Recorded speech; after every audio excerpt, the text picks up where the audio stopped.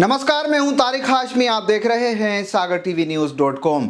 और एक बार फिर से भारतीय जनता पार्टी में रायता फैला है। मतलब बहुत दिन से जो सुधीर यादव, पूर्व सांसद, भारतीय जनता पार्टी के लक्ष्मी नारायण यादव के जो बेटे हैं सुधीर यादव, आज सुबह सुबह उन्होंने अपनी फेसबुक पेज पर लिख दिया कि मैंने भारतीय जनता पार्टी की सदस्यता से इस्तीफ़ा दे दिया है। उन्होंने जो मेल किया है हम आपको स्क्रीन पर दिखाते हैं कि सुधीर यादव ने भारतीय जनता पार्टी के मध्य प्रदेश के प्रदेश अध्यक्ष वीडी शर्मा को सिर्फ एक लाइन में इस्तीफा लिखकर भेजा है कि उन्होंने कहा कि माननीय अध्यक्ष महोदय, मैं पार्टी की प्राथमिक सदस्यता से इस्तीफा देता हूं। नीचे लिखा है सुधीर यादव।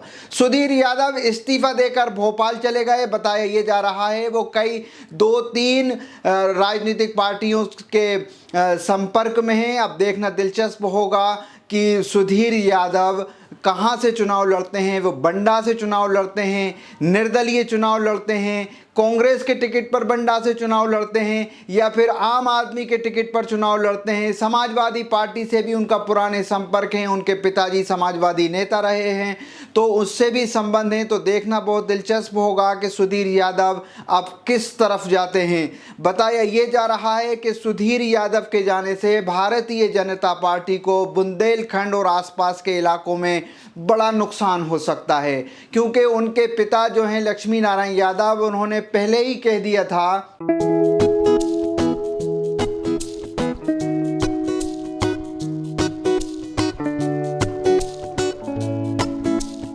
कि 9% से ज़्यादा जो वोट है यादवों का वो प्रभावित होगा इसी वजह से कि जब उनको टिकट नहीं मिलेगा। मैं आपको फिर बताता हूं कि सुधीर यादव भारतीय जनता पार्टी पर किस वजह से इतना प्रेशर बना रहे थे, इतने दिन से वो क्यों प्रेशर बना रहे थे।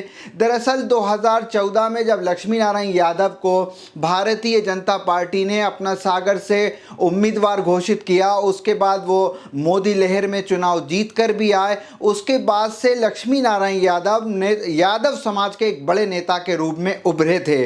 उन्होंने यादव समाज पर एक बड़ी मजबूत पकड़ बनाई थी और कई यादव लोग उनके पास आते थे, दूर दूर से यादव समाज के लोग उनके पास आते थे किसी काम के लिए, किसी दूसरे कामों के लिए, राजनीतिक कामों के लिए।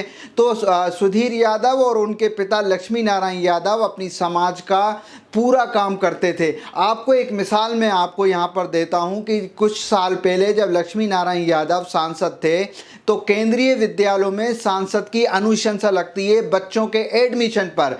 तो उस वक्त जब उनके यहाँ से लिस्ट निकली थी केंद्रीय विद्यालयों में एडमिशन के लिए, जो उसकी उन्होंने अनुशंसा की थी, तो उस पूरी लिस्ट में यादव समाज के बच्चे ही बच्चे थे।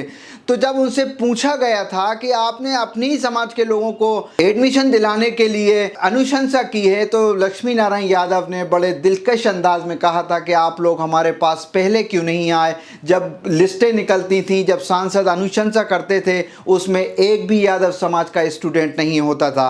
एक और दूसरी मिसाल हम आपको ये देते हैं कि जब सुधीर यादव 2018 में भारतीय जनता पार्टी का प्रत्याशी बनाया गया था, क्योंकि भारतीय जनता पार्टी ये कह रही थी कि दादा लक्ष्मी नारायण यादव को हम भारतीय जनता पार्टी का सुर्खी से अपना उम्मीदवार बनाते हैं, तो दादा लक्ष्मी नारायण यादव ने ये कहा था कि मैं चुनाव नहीं लड़ना चाहता, मेरे बेटे सुधीर यादव को टिकट दिया जाए। सुधीर यादव को टिकट दिया गया। गोविंद सिंह राजपूत से, जब वो गोविंद सिंह राजपूत कांग्रेस में थे, उनकी भिड़ंत हुई और सुधीर यादव जो है भारतीय जनता पार्टी से सुर्खी से चुनाव हार गए। लेकिन उसके बाद कांग्रेस की सरकार बनी, कांग्रेस की सरकार गई, सिंधिया के खेमे के साथ गोविंद सिंह राजपूत भारतीय जनता पार्टी में चले गए। उन्होंने इस्तीफा दिया। इस्तीफा देने के बाद फिर से सुर्खी में उपचुनाव हुआ, तो सुधीर यादव ने कहा कि मैं यहाँ से भारतीय जनता पार्टी का प्रत्याशी रहा हूँ, इस बार मुझे भी टिकट दिया जाए। लेकिन गोविंद सिंह राजपूत इस्तीफा देकर कांग्रेस से भाजपा में आए थे, टिकट उनका बनता था, लेकिन सुधीर यादव को किसी तरीके से मैनेज किया गया। ज्योतिरादित्य सिंधिया, गोविंद सिंह राजपूत, शिवराज सिंह चौहान, सब ने दादा लक्ष्मी नारायण यादव और उनके बेटे सुधीर यादव को मनाया। फिर उसके बाद लक्ष्मी नारायण यादव ने एक खत लिखा सुर्खी की आवाम के नाम के, मेरा जो दूसरा बेटा है वो गोविंद सिंह राजपूत होगा। बताते ये हैं कि उस चुनाव के दौरान जो गोविंद सिंह राजपूत का जो उपचुनाव हुआ था, उस चुनाव में दादा लक्ष्मी नारायण यादव और सुधीर यादव को कुछ आश्वासन दिया लिए गए थे, उन्हें ये कहा गया था कि हम आपको बंडा से टिकट दे देंगे। इस तरीके की बातें करी गई थी सुधीर यादव से, बड़े आश्वासन दिए गए थे उनको कि हम जो है आपको कहीं ना कहीं सेट करेंगे, इस बार आप गोविंद सिंह राजपूत के लिए काम कीजिए। दादा लक्ष्मी नारायण यादव ने लोगों से फ़ोन लगाकर, ख़त लिखकर, क्योंकि उस टाइम उनकी तबीयत ख़राब थी, तो लगातार मैसेज दिया सुर्खी विधानसभा के यादव समाजों में भी कि गोविंद सिंह राजपूत को वोट करें। और नतीजा ये हुआ कि इसी तरीके से 41,000 वोटों से जो है गोविंद सिंह राजपूत चुनाव जीते थे। इसी की नाराज़गी है दादा लक्ष्मी नारायण यादव और सुधीर यादव को। बताया ये जाता है कि उनसे कहा गया था कि हम आपको ज़िले में कहीं पर दूसरी जगह पर आने वाले 2023 के चुनाव में टिकट देंगे, लेकिन इस बार भारतीय जनता पार्टी ने लोधी समाज के वीरेंद्र सिंह लोधी को टिकट दे दिया, जिससे दोनों पिता और पुत्र खफा हो गए और अब वो यादव वोट बैंक को संभालने में लगे हुए हैं। यादव वोट बैंक पर मजबूत पकड़ बनाने वाले, वो यादव में ये मैसेज देने वाले कि भारतीय जनता पार्टी ने उनके साथ वादा खिलाफी की है। भारतीय जनता पार्टी इस वक्त स्तब्ध है। भारतीय जनता पार्टी का जो संगठन है वो देख रहा है तमाम चीज़ें। लक्ष्मी नारायण यादव पर अनुशासनात्मक कार्रवाई भी अभी तक कुछ नहीं हुई थी। वो लगातार पार्टी के खिलाफ, आला कमान के खिलाफ मोर्चा खोले हुए थे, लेकिन मजाल क्या है कि भारतीय जनता पार्टी का कोई पदाधिकारी दादा लक्ष्मी नारायण यादव या उनके बेटे के खिलाफ में या अनुशासनात्मक कार्रवाई करे।